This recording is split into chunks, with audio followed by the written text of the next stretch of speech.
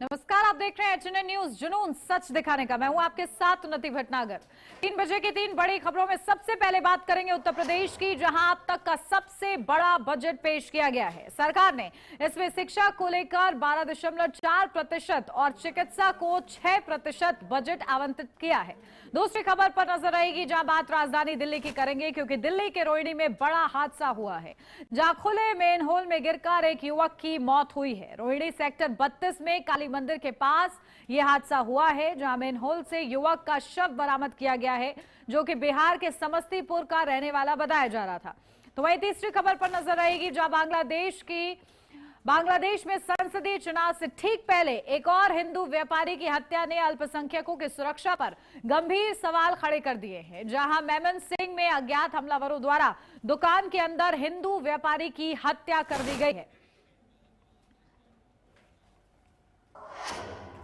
और खबरों की बात करेंगे विस्तार से, जहां पहली खबर उत्तर प्रदेश से, क्योंकि आज उत्तर प्रदेश के वित्त मंत्री सुरेश खन्ना ने विधानसभा में वित्तीय वर्ष 2026-27 के लिए करीब 9,12,696.35 करोड़ रुपए का बजट पेश किया है। मुख्यमंत्री योगी आदित्यनाथ की मौजूदगी प्रस्तुत यह बजट पिछले वर्ष की तुलना में 12.9% ज्यादा है। सरकार ने इसमें शिक्षा को 12.4% और चिकित्सा को 6% बजट आवंटित किया है। राजकोषीय घाटे की सीमा 3% रखते हुए सरकार ने युवाओं के लिए टेक युवा, समर्थ युवा और किसानों के लिए मुफ्त बिजली जैसी योजनाओं को प्राथमिकता दी है। इस बजट के जरिए प्रदेश की अर्थव्यवस्था को नई गति देने का लक्ष्य रखा गया है। यूपी विधानसभा में बजट पेश होने के बाद सीएम योगी आदित्यनाथ ने प्रेस कॉन्फ्रेंस की है। इस दौरान सीएम योगी ने कहा कि आज साल 2026-27 का यूपी का बजट वित्त मंत्री द्वारा सदन में प्रस्तुत किया गया है। यूपी ने पिछले 9 वर्ष के दौरान अपनी छवि बदलने में सफलता प्राप्त की है। आपने देखा होगा कि 9 साल में 3 गुना से अधिक यूपी का बजट बढ़ा है।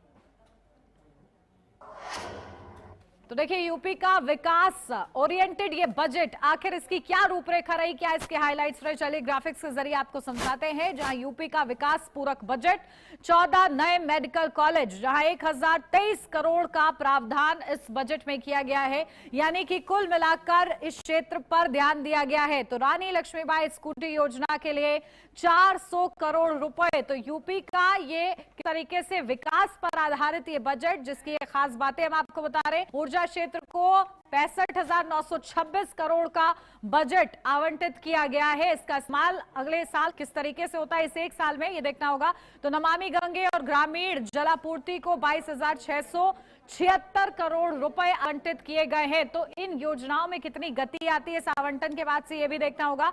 सड़क और सेतु के लिए करीब 30,468 करोड़ का प्रावधान इस बजट में किया गया है। तो खादी एवं ग्रामोद्योग में 16,000 रोजगार का लक्ष्य निर्धारित किया गया है। तो ये बड़े प्रावधान इस विकास पूरक बजट में देखने को मिले हैं। एआई पर फोकस है, जहां एआई मिशन और स्टेट डेटा अथॉरिटी और डेटा सेंटर क्लस्टर बनेंगे, यानी कि कुल मिलाकर एआई को प्रमोट किया जा रहा है। नई टेक्नोलॉजी मिशन और टेक युवा, समर्थ युवा योजना लाई जाएगी। इस दिशा में भी इस बजट में जिक्र रहा है। तो जीएसडीपी 2024-25 में करीब 30.25 लाख करोड़, तो 13.4% वृद्धि इसमें दर्ज की गई है। तो पुलिस और अग्निशमन विभाग को बजट में मजबूत किया गया है।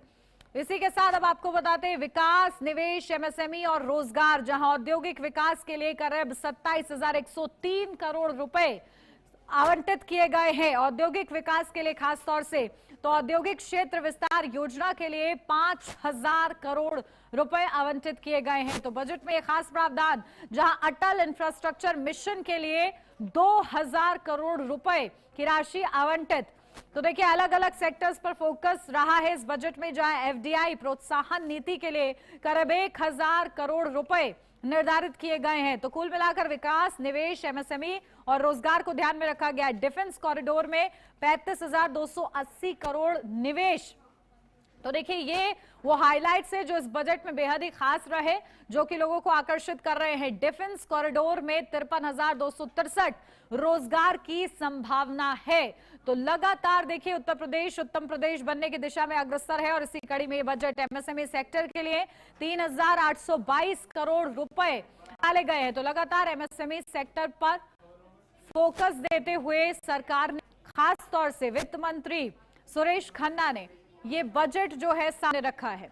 और देखिए किस तरीके से लगातार इस बजट के हाइलाइट्स हमने आपको बताए हैं। चलिए इसी पर अपडेट लेते हैं। हमारे संवाददाता पुनीत मोहन हमारे साथ जुड़ गए हैं। पुनीत, क्या कुछ जानकारी, उत्तर प्रदेश उत्तम प्रदेश बने, इस दिशा में कितना अग्रसर ये बजट?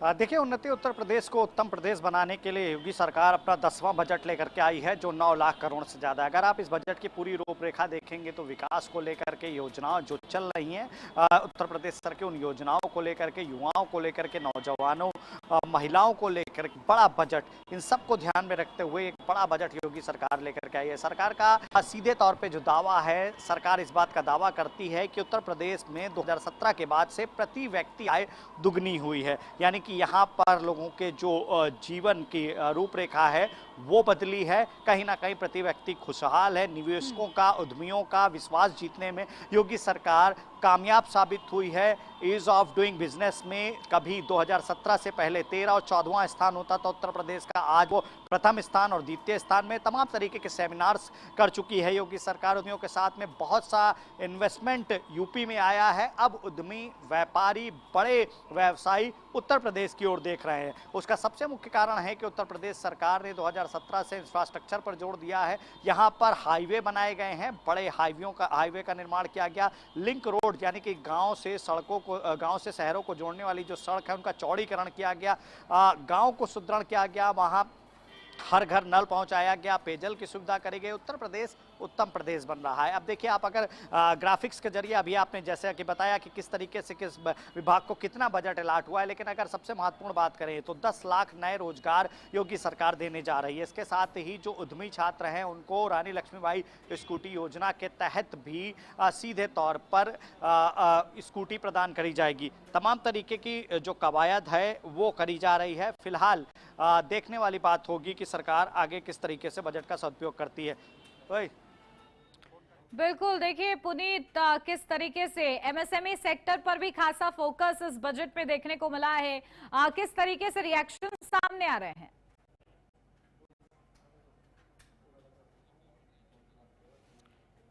चलिए, शायद संपर्क टूट गया है। पुनीत से दोबारा से संपर्क साधने की कोशिश करेंगे, लेकिन इस बीच आपको ग्राफिक्स के जरिए बता रहे हैं कि यूपी का जो ये विकास पूरक बजट जिसे हम कह रहे हैं वो क्यों कह रहे हैं। आंकड़ों के जरिए और ग्राफिक्स के जरिए समझिए किस तरीके से पुलिस और अग्निशमन विभाग को मजबूती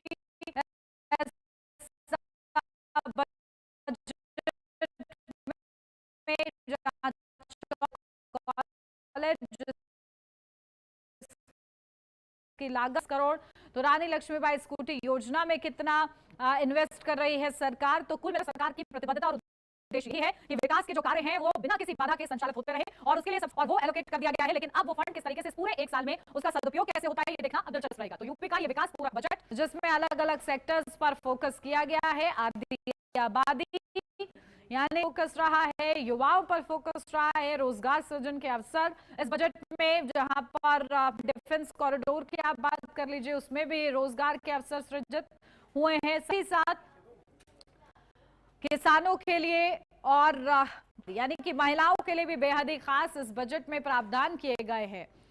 तो देखिए, आज ये बजट उत्तर प्रदेश में पेश किया गया है।